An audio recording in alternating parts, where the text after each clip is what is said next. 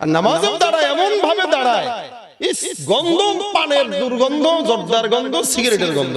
আরে পাশে মানুষ দাঁড়াইতে পারে না, ফিরিস্তা কেমনে দাঁড়াবে বলেন? এত গন্ধ, জর্দা খায় 4-5টা, শহীদ হয়ে যাবে দরজা খাইতে খাইতে, এরপর জর্দা খাওয়া বাদ দিবে না। আর মনে রাখবেন, পানখোর আর এই সিগারেট খোর এগুলোর তওবা কবুল হয় না। রাগ করেন না যারা পান খান, কেন বললাম জানেননি?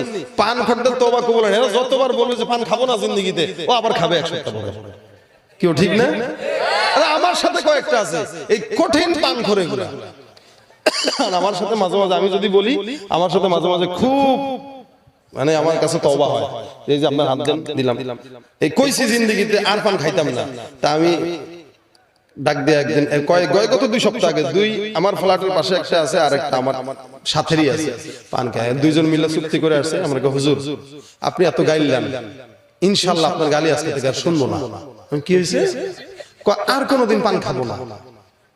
আমি কই আসলেই? বলে হ্যাঁ। আমি কই এই পান খোরদের তওবা আল্লাহ কবুল করে না, আমার এই সমস্ত গপ্প মানে শোনায়ও না, বাদ দাও। কোন না, এই যে বলছি না তওবা করছি যে আপনি হাত দেন, এই যে কইছি তো আর পান খাবো না। আমি কি এরপরে যদি পান খাস তাহলে কুত্তার লেদা খাস। মানে আজকে ফ্রিলি বলতেছি, আজকে আমার ওয়াজ করে মজা লাগতেছে। ওই যে ওই হযরতের জন্য এই সমস্ত ক্যামেরা বন্ধ করছে। আসলেই ভাই ক্যামেরা ছাড়া ওয়াজ খুব মজা করে করা যায়, ক্যামেরা থাকা মানে বিপদ। এই জন্য আপনাদের সাথে ফ্রি গল্পটা করতেছি আর কি। তা আমি কইলাম যদি এরপরে পান খাস তা তুই কুত্তার লেদা খাস, মনে রাখিস। কইলাম তো খাবো না, যদি খাই তাহলে ওইটাই খাই যায়। ঠিক আছে। 2 সপ্তাহ পরে, বুঝছেন, 2 সপ্তাহ পরে একদিন আমার হুজুর, ও পরে আবার শর্ত দিয়েছে আমারে। শর্ত আছে কি? যদি কোনো বিবাহ অনুষ্ঠান অথবা ভালো কোনো অনুষ্ঠানে ভালো খাওয়া হয় তাহলে একটা খাওয়ার ইজাজত দেন। আমি সেটা দিলাম। এরা তো অনেক মানুষ আছে ইচ্ছা করেই খায়, আমি সেটা দিলাম। যদি অনুষ্ঠান বিবাহ হয় তাহলে শর্ত। কাউকে ঠিক আছে তাহলেই হবে, আর হবে না। এখন প্রত্যেকদিন খালি বিবাহ অনুষ্ঠান খোঁজা শুরু করে, হুজুর কোন জায়গায় বিয়ে আছে? আমি কি পরিমাণে দেখেন, মানে তো আল্লাহ কবুল করে না। এখন যখন 2 সপ্তাহ গেছে কোনো বিয়ের দাওয়াত পায় না, একদিন গাড়িতে উঠা আস্তে করে হুজুর একটা ইজাজত দেন, আজকে তো একটা দাওয়াত ছিল, দুপুরে খাই নাই, যাই নাই, কিন্তু ওই দাওয়াতের পরে যেটা খাওয়া বাকি ছিল ওইটা তো বাকি হয়েছে। আমি বলছিলাম না যদি পান খাস তাহলে ওইটা খাস। সুন্দর করে হুজুর আপনি বলার আগে কিনে আনছি, গাড়িতে আমি খাইতেছে। আমি কই বুঝিস ওইটার ভিতরে জর্দা না, ওইটার ভিতরে কুকুরের ওইটা আছে, এটা মনে করে খা। কইটা মনে করে খাইতেছি, খায় আর ও কি মজা, কুত্তার এটা যদি আগে জানতে পারো বেশি খাইতাম। চিন্তা করেন অবস্থা। এই পান খোর আর সিগারেট খোর যত তওবা করুক হয় না। আমার কথা হলো খান, সমস্যা নাই, কিন্তু মসজিদে ঢোকার আগে ভালো মতো কুলি করে মেসক করে ঢুকেন। পাশে দাঁড়াইলে মনে হয় খাইছে রে, কি খাইছে? শুকনা সুপারি খায় না, খায় কাঁচা সুপারি।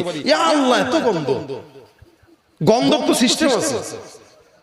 এখন এই কাঁচা সুপারি খায় আসছে, আরে ফেরেশতারাও তো তার কাছে যাবে না, কেন?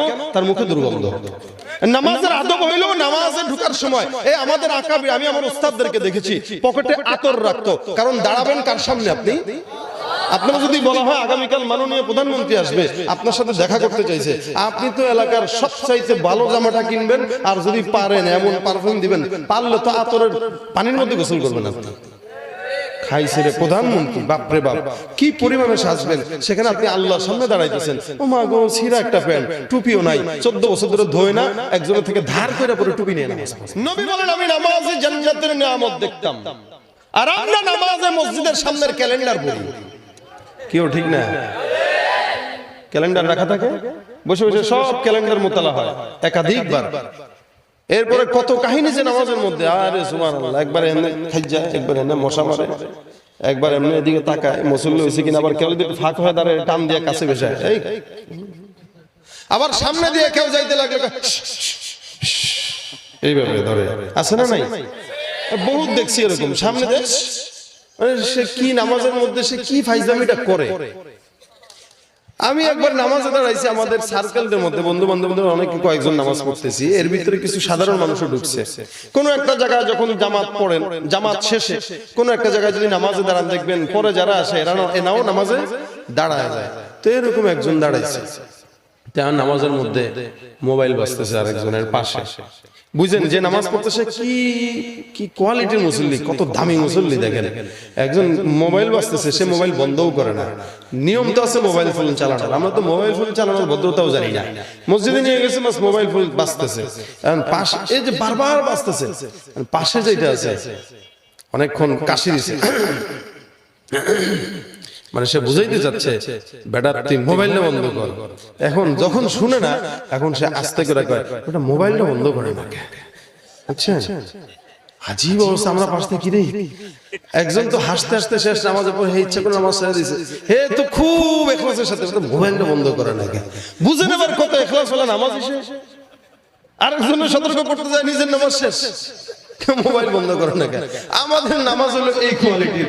বাজারে দোকান আছে, দোকানে বসে হিসাব মিলাইতে পারে না, কিন্তু নামাজের মধ্যে দাঁড়ালে শয়তান সব হিসাব মিলায়। এই হলো নামাজি আমরা।